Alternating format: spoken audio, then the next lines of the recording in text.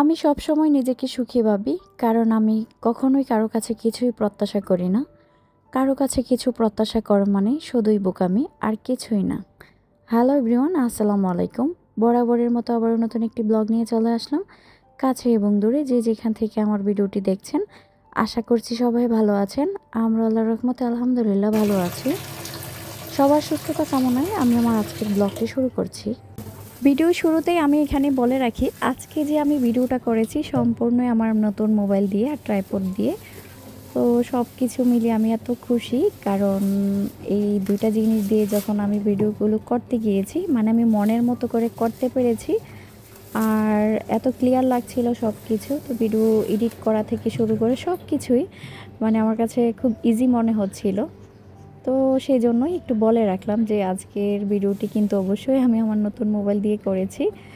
আর আমার নতুন মোবাইল দিয়ে করা ভিডিওটি আপনাদের কাছে কেমন লাগছে তা কিন্তু অবশ্যই কমেন্ট করে জানাবেন।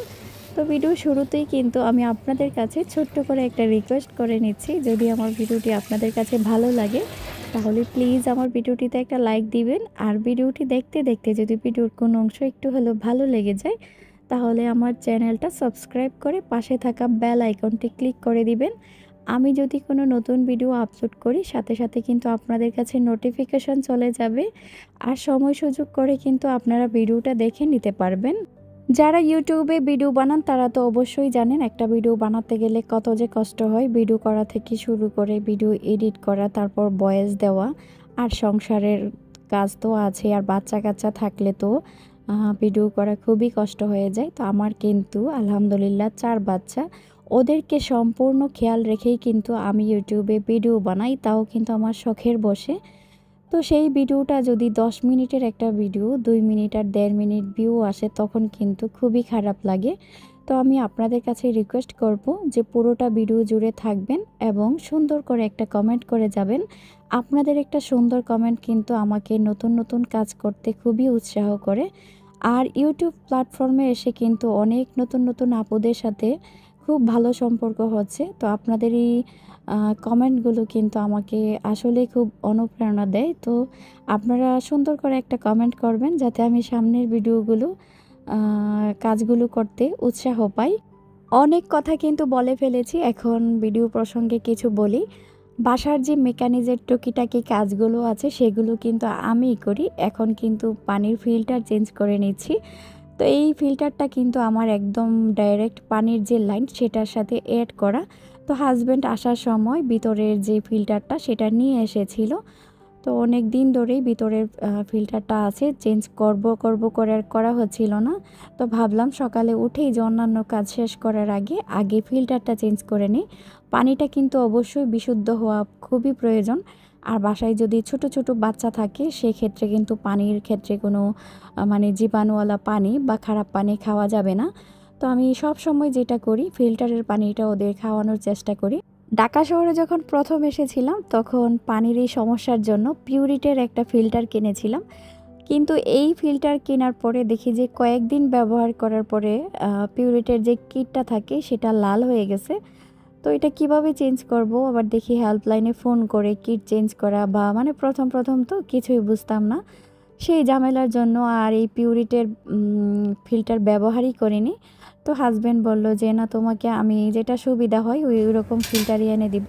তো বিদেশ থেকে এটা নিয়ে এসেছিল, অনেক বছর ধরেই কিন্তু এই ফিল্টারগুলো ব্যবহার করি।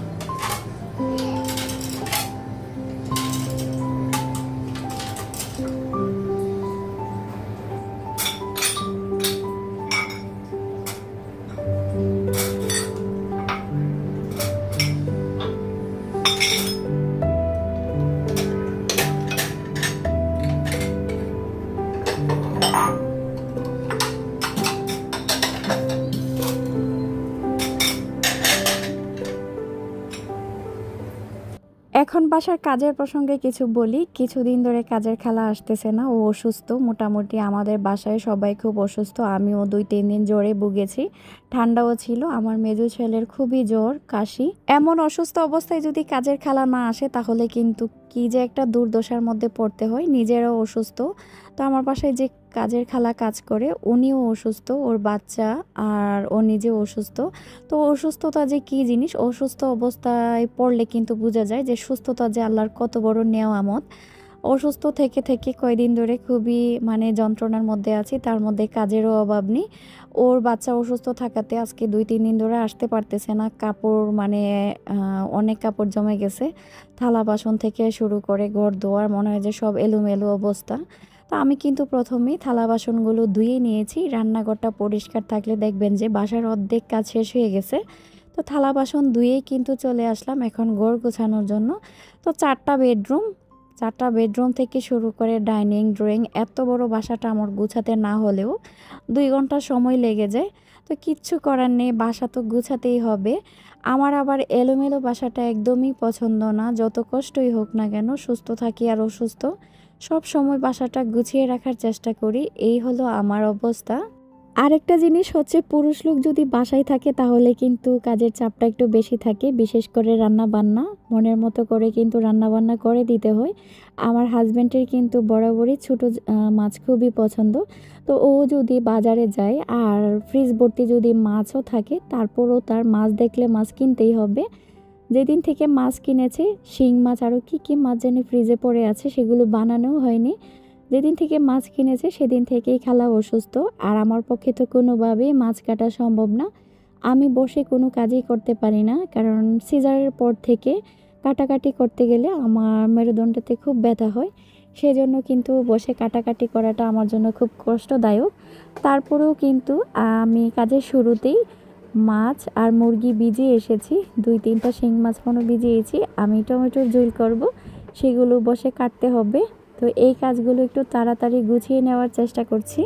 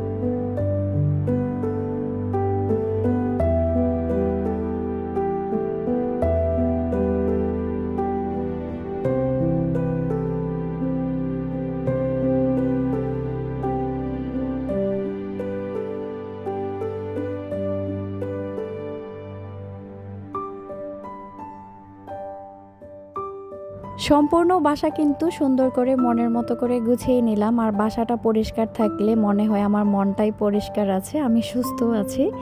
এই হলো আমার কাজের অবস্থা। সুন্দর করে কিন্তু সব কিছু গুছিয়ে নিয়েছি। আর দুপুরে রান্নাবান্নাও কিন্তু শেষ করে নিয়েছি। এখন কিন্তু সবাই মিলে একসাথে দুপুরের খাওয়া দাওয়া করব। আর আজকের জন্য কিন্তু আমার ভিডিওটি এখানেই শেষ করে দিব। আবার কিন্তু চলে আসব নতুন একটি ভিডিও নিয়ে। সেই ভিডিওটা দেখার আমন্ত্রণ জানিয়ে কিন্তু আজকের ভিডিওটি এখানেই শেষ করে দিব। আপনারা সবাই ভালো থাকবেন, আমিও আমার পরিবারের জন্য সবাই দোয়া করবেন। আল্লাহ হাফিজ।